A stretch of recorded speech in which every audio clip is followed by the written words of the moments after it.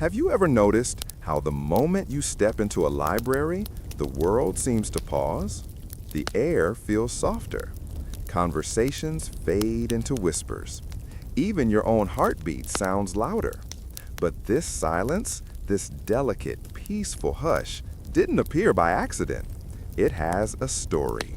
A story that began thousands of years ago in echoing temple halls where monks and scribes bent over ink and parchment, chasing the sound of truth through the sound of silence. Tonight, we travel through time, from sacred scrolls to public libraries, to uncover how silence became one of humanity's greatest inventions. This is the surprisingly calming history of library quiet zones. Across the Mediterranean, the Greeks had a very different relationship with sound. Philosophers debated loudly in the agora. Ideas were born from conversation, not silence. But something changed when the written word began to take power from the spoken one. By the 5th century BCE, philosophers like Plato worried that writing would weaken memory, that words on a page would replace the music of dialogue. And yet, as scrolls filled the shelves of places like the Library of Alexandria, readers began to discover a new kind of silence, the inner voice. Reading silently to oneself was a rare and even unsettling act. In fact, in most of the ancient world, reading was done aloud. You didn't read quietly, you performed the text. So when historians later wrote that St. Augustine was amazed to see St. Ambrose reading without moving his lips, that moment, that quiet, was revolutionary. It was the beginning of private reading, and private reading required private silence. In Rome, great libraries like those of Trajan or Tiberius weren't silent either. They were places of conversation, debate, and dictation. Slaves read aloud to scholars. Scribes copied as their master spoke. But among the philosophers, the Stoics, a quieter philosophy emerged. They spoke of ataraxia, the inner calm, the stillness of the mind. Perhaps the earliest idea that silence itself could be a tool for wisdom. In Rome, great libraries like those of Trajan or Tiberius weren't silent either. They were places of conversation, debate, and dictation.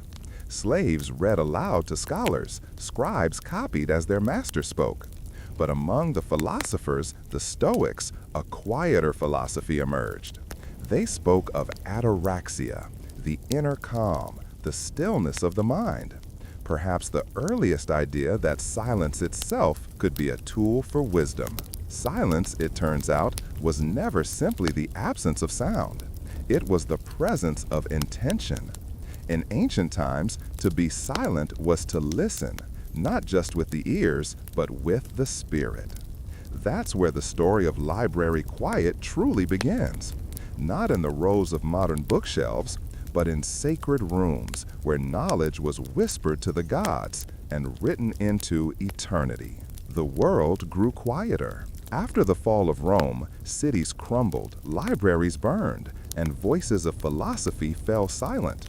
But in the silence that followed, in the still corners of Europe, something remarkable began to take shape. A new kind of library, a new kind of silence.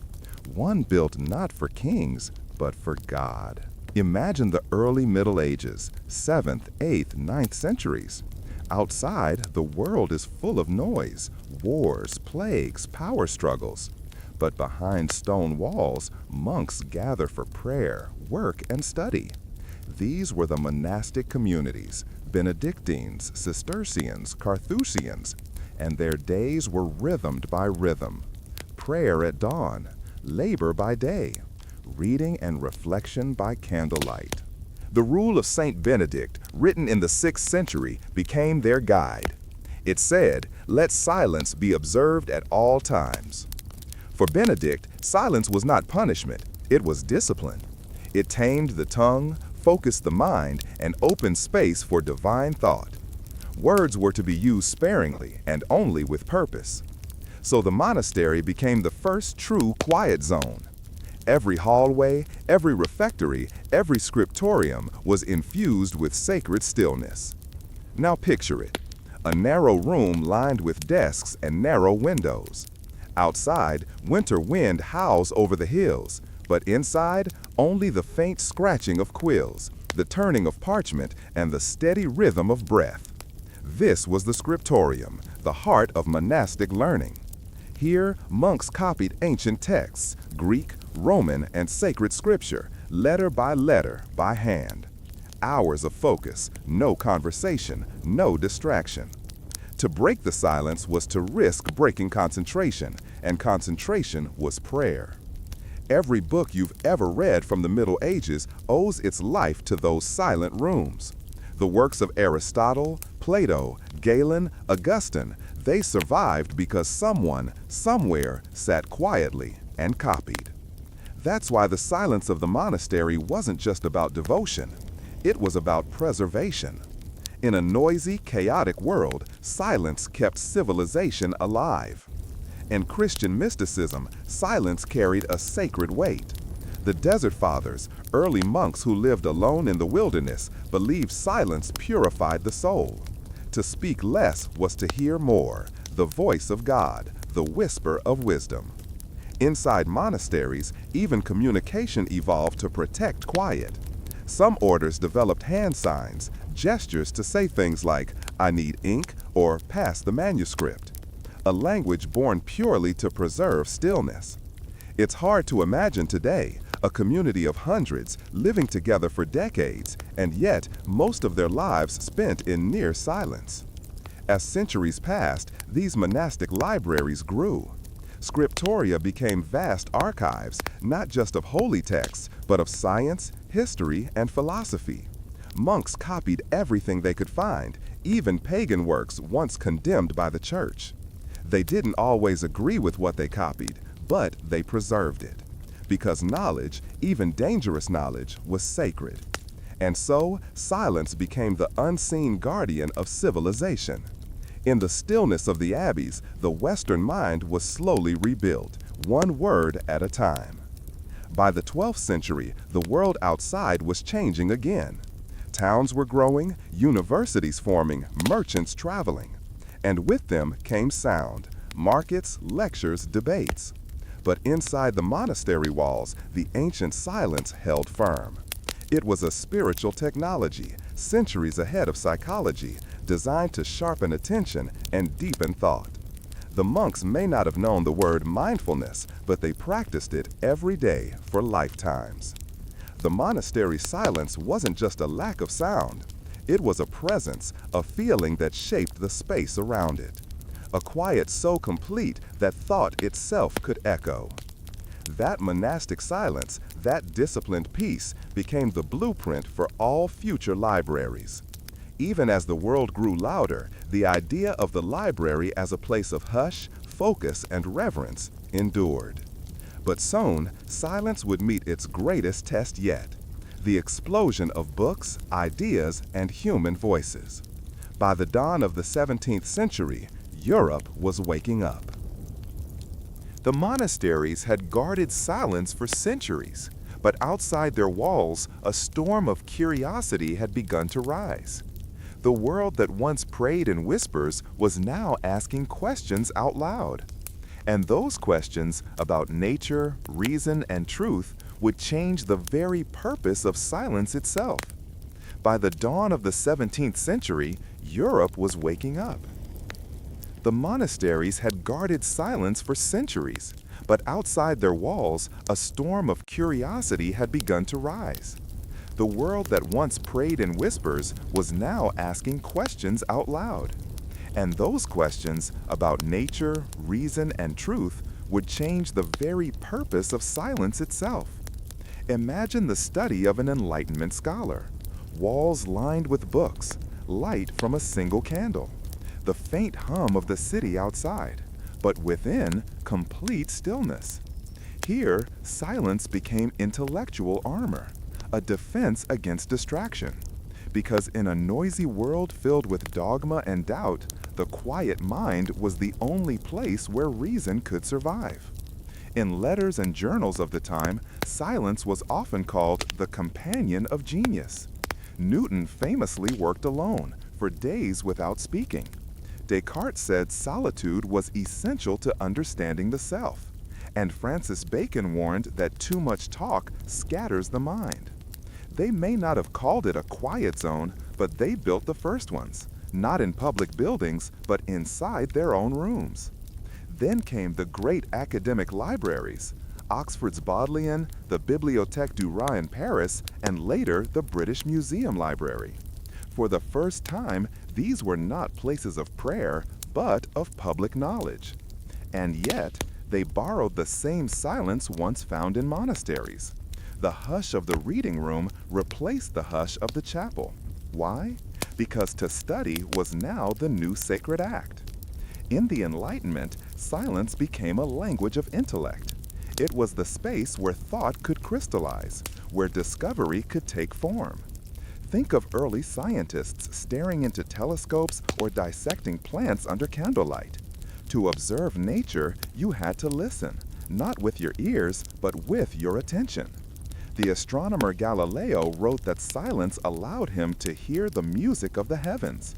The botanist Linnaeus said he learned most from the quiet of the woods. Even in the mechanical age that followed, engineers and inventors described the stillness before understanding. It's as if silence itself was part of the experiment. By the 18th century, silence had become civilized. The noisy taverns and marketplaces belonged to the common crowd. But the quiet of the study, that was the realm of thinkers. Libraries began to reflect this new social order. Quiet wasn't just polite, it was respectful, a signal that you belonged to the world of intellect. In a way, the Enlightenment turned silence from a religious act into a cultural code. It was how society showed discipline, refinement, and focus. But silence, once sacred, was now being shared. And sharing knowledge meant opening the doors, to students, to citizens, to the curious. The quiet of the scholar's study was about to meet the noise of the crowd. And that meeting would give birth to the public library. By the 19th century, the world had grown impossibly loud. The hum of industry filled the air, the hiss of steam, the clang of metal, the constant rhythm of progress. Cities pulsed with noise. And yet, deep in that mechanical heartbeat, humanity began to long for something older, something quieter. A sanctuary, not of prayer, but of thought. That longing gave birth to one of the most powerful ideas in human history, the public library. For centuries, books were treasures of the elite, locked in monasteries, guarded in universities, owned by the wealthy few. Knowledge was a privilege, not a right.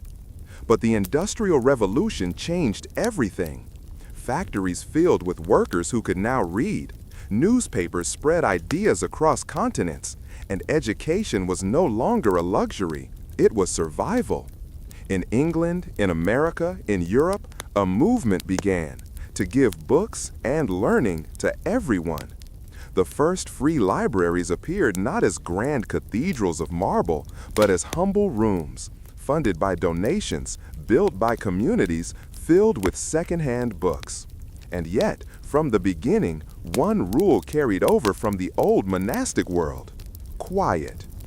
In these new public spaces, silence wasn't sacred anymore, but it was still essential. Why?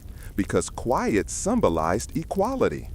When you walked into a library, it didn't matter if you were a factory worker, a farmer, or a philosopher.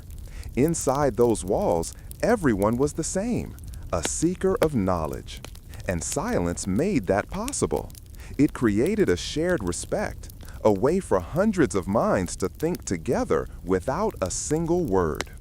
The Carnegie Libraries in America, funded by industrialist Andrew Carnegie, became temples of this new civic quiet.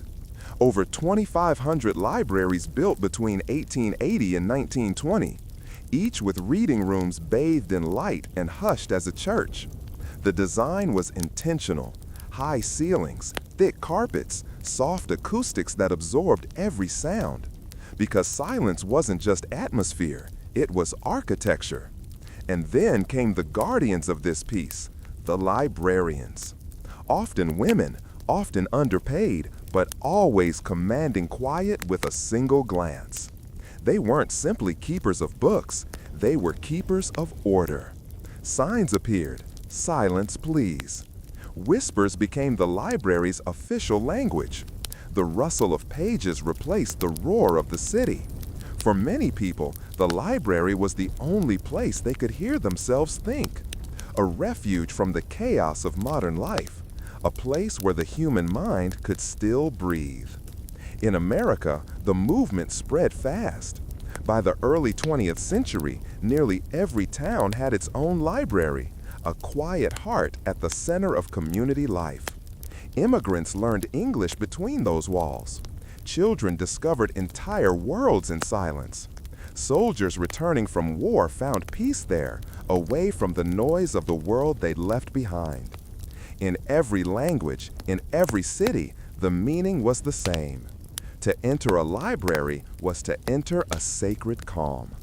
Not because it belonged to the gods, but because it belonged to everyone. The public library became, in many ways, the new church of the modern age. Instead of stained glass, tall windows of sunlight.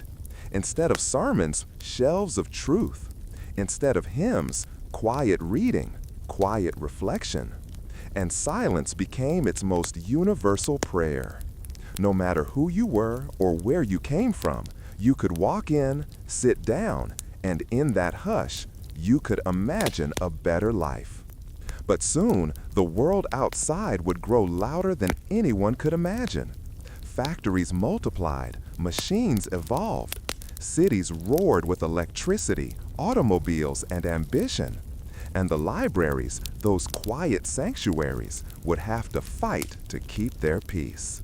But soon, the world outside would grow louder than anyone could imagine. Factories multiplied, machines evolved. Cities roared with electricity, automobiles, and ambition. And the libraries, those quiet sanctuaries, would have to fight to keep their peace. Cities had grown louder than ever before. Horse hooves and wagon wheels became streetcars and automobiles. Factories filled the air with metal, steam, and shouting men. For the first time in history, humans lived surrounded by constant mechanical sound. It was thrilling, but exhausting.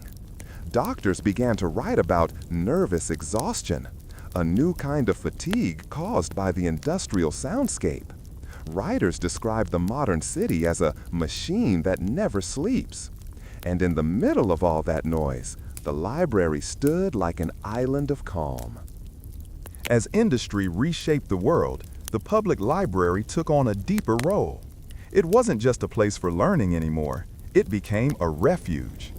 In the 1900s, as skyscrapers rose and factories roared, people sought silence the way they once sought sunlight. Step inside a library of that era and you'd feel it immediately, that sudden drop in sound, like stepping underwater. Thick carpets absorbed footsteps. Walls were lined with wood, not stone, to soften the echo.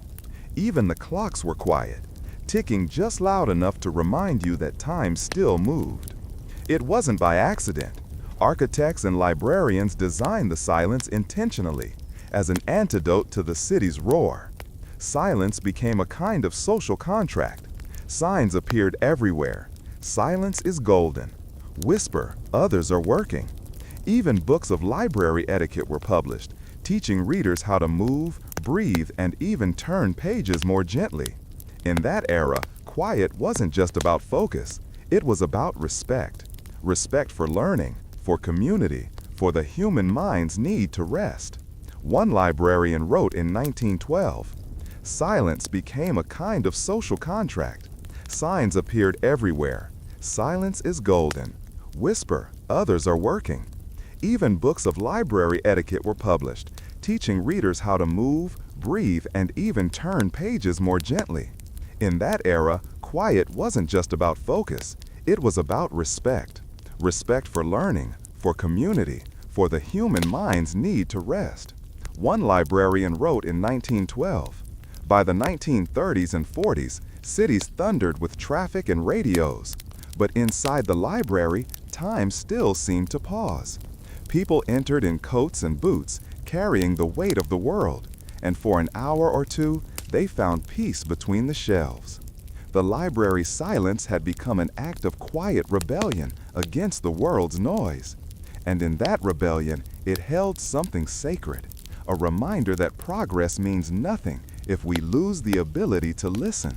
The 20th century would only grow louder, with machines, microphones, and mass media. And yet, libraries would adapt again, finding new ways to hold on to calm in an increasingly noisy age.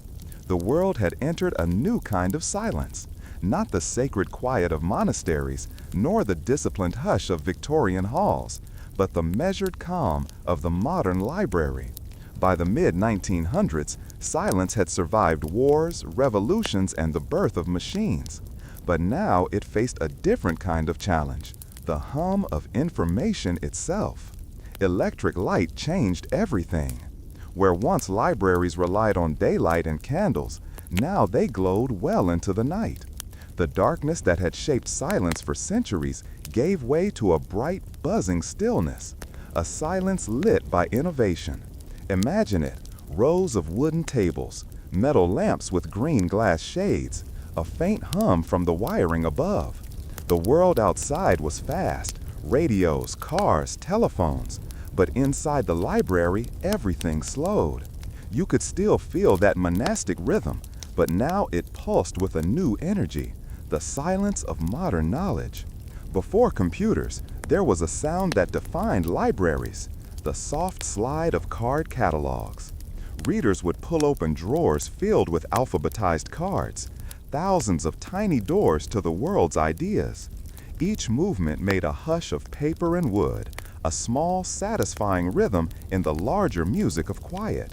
It was a ritual of patience, searching, finding, cross-referencing. You could spend hours without hearing more than a whisper or the gentle creak of a chair. For many, it was meditative, a physical connection to learning.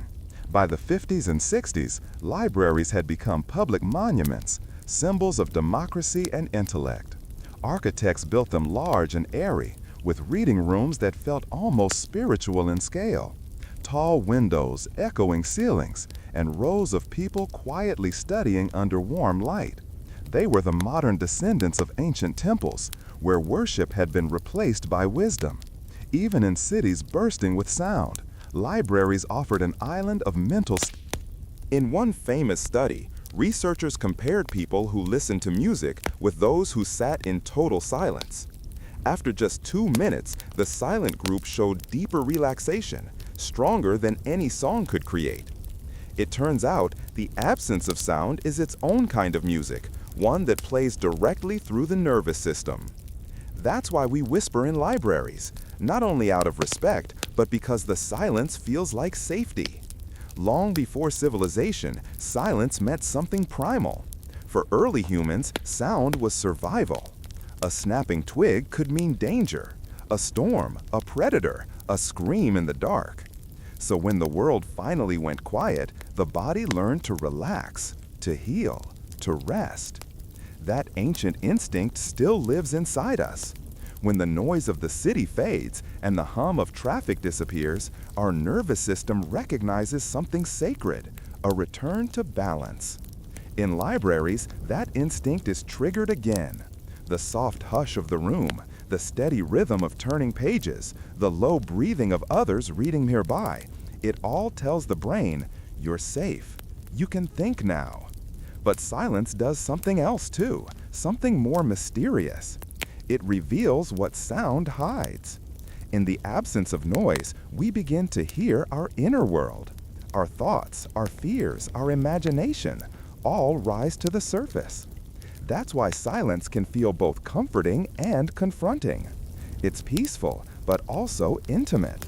It shows us who we are when the world stops talking. Writers, artists, scientists, all have sought that inner stillness. They knew that creativity lives in the quiet spaces between distraction. As Virginia Woolf once wrote, In silence, we find not absence, but presence. Modern psychology has a name for this: restorative environments, places that gently reset the mind. Natural landscapes can do it, so can sacred spaces, and, perhaps unexpectedly, so can libraries.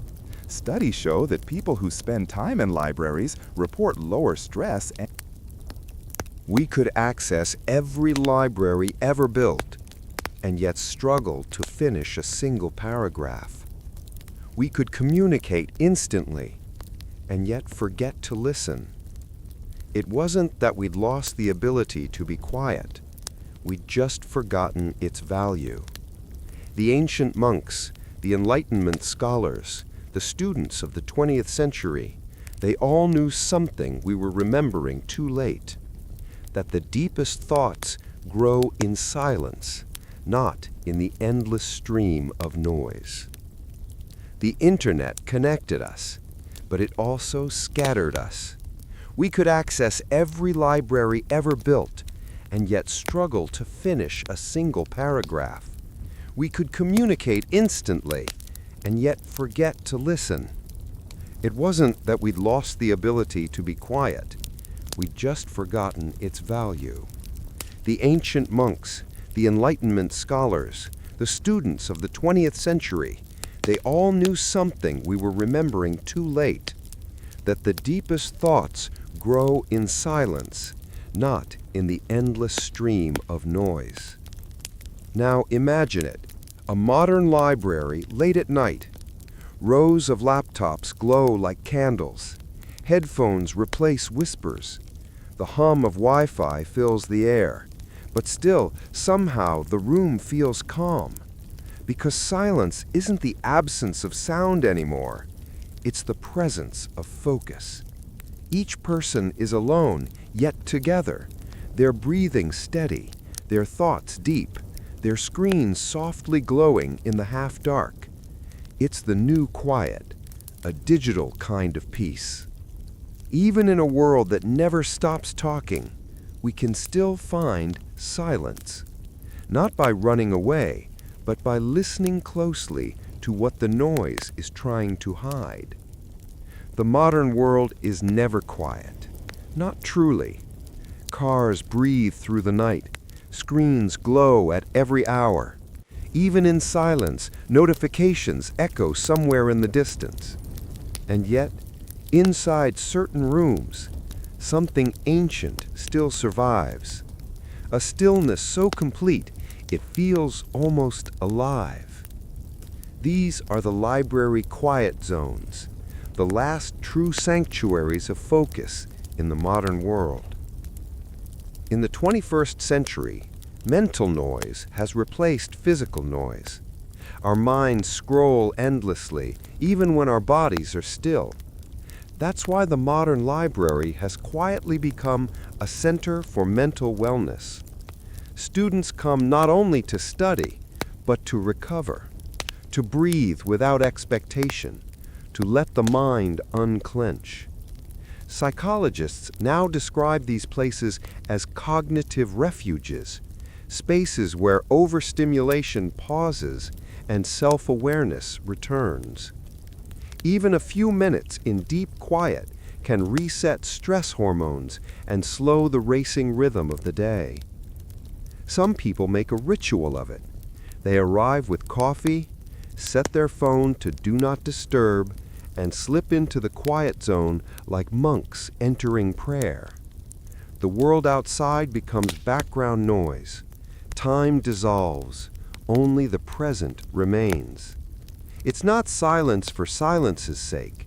It's silence as self-care, a form of meditation hidden inside a public building. No incense, no chants, just the steady heartbeat of thought. What's remarkable is that this peace is shared. Dozens of strangers, all sitting together in silence, each absorbed in their own world, yet somehow connected through calm. It's the opposite of the internet's noise. No comments, no competition, no endless need to speak. Here, Value isn't measured in likes or views. It's measured in focus, in presence. And in that shared stillness, something ancient flickers again. The collective reverence humans once felt for sacred spaces. Quiet, please. The sign is still there.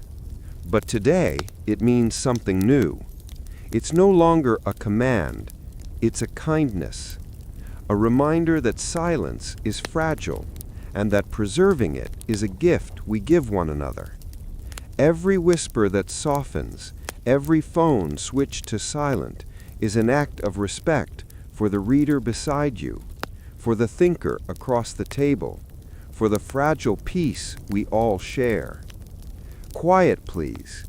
The sign is still there, but today it means something new. It's no longer a command, it's a kindness, a reminder that silence is fragile and that preserving it is a gift we give one another.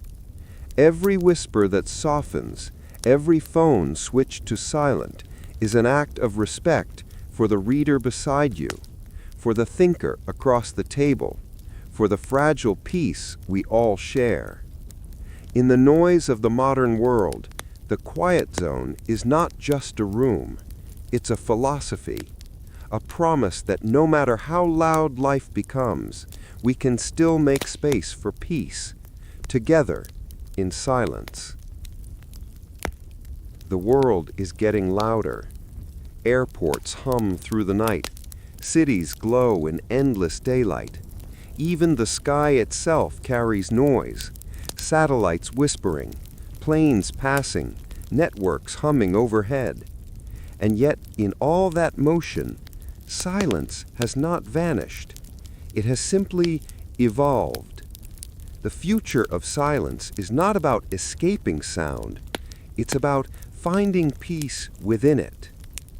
In this century, noise is no longer just physical. It's emotional. It's digital. It lives inside our devices, our minds, our very attention spans. We check our phones like monks once counted prayer beads, seeking comfort but losing stillness. Every second of our lives is filled with the hum of content, videos, voices, endless updates, a constant stream of now. But in that flood, something ancient calls out quietly, a longing to breathe, to stop, to listen again. We check our phones like monks once counted prayer beads, seeking comfort but losing stillness. Every second of our lives is filled with the hum of content, videos, voices, endless updates, a constant stream of now. But in that flood, something ancient calls out quietly, a longing to breathe, to stop, to listen again. Neuroscientists say the brain is not built for constant stimulation. When we rest, when we walk in silence, when we stare out a window without purpose, that's when creativity returns. Those moments of quiet aren't wasted time. They're when the mind connects the dots, when we make sense of the noise. In the future, silence may not be luxury, it may be medicine. Prescribed not as emptiness, but as recovery. Perhaps one day, our devices will learn silence too. Phones that pause themselves, apps that remind you to breathe, screens that dim when your attention grows thin. A future not of constant alertness, but of mindful awareness. Imagine digital libraries that guide you through deep reading without distraction. Virtual quiet zones for the modern mind. A new kind of monastery built not of stone, but of code and calm intention. But the deepest silence will always begin within. You can find it in a breath before speaking, and the moment before dawn, and the soft click of a library door closing behind you. Every act of quiet is a small rebellion against the endless performance of noise. Every time you choose to listen instead of scroll, pause instead of reply, you reclaim a piece of that ancient peace. The future of silence won't be built by one institution, or one building or one rule. It will be built by choices, millions of small human moments of restraint. A parent reading softly to a child. A student closing their laptop just to think. A stranger sitting in a library corner, breathing quietly among others. Silence will return not as a command, but as a culture. A gentle revolution, not against sound, but for balance. If you listen carefully, you'll notice something beautiful. Silence is never truly gone. It waits behind the hum of the city. It hides between heartbeats. It lingers in the spaces between words. The same silence that filled ancient monasteries, medieval halls, and modern libraries still surrounds us. It's the quiet pulse of the human spirit, unchanged through centuries of sound. And maybe, in the end, that's what libraries were always protecting. Not just knowledge, not just books, but the space where thought begins. The surprisingly calming history of library quiet zones. A story not about silence lost, but silence found again and again, wherever humans dare to listen.